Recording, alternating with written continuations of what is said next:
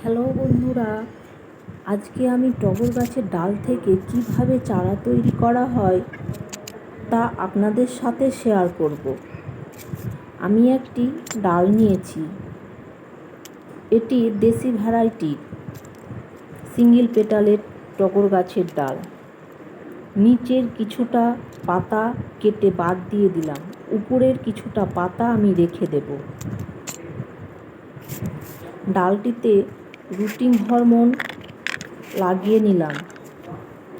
আপনাদের কাছে যদি রুটিং হরমোন না থাকে তবে অ্যালোভেরা জেল কিংবা মধু লাগিয়ে নিতে পারেন।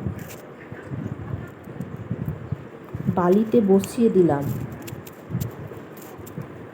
জল দিয়ে দিলাম। এবার বাটিতে রেখে দেব।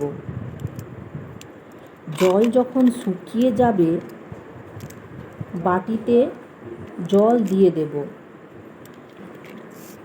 এইভাবে কিছুদিনের মধ্যেই দেখবেন শিকড় বেরিয়ে আসবে। আমি এই ডালটি কিছুদিন আগেই বসিয়েছিলাম, দেখুন কত শিকড় বেরিয়েছে।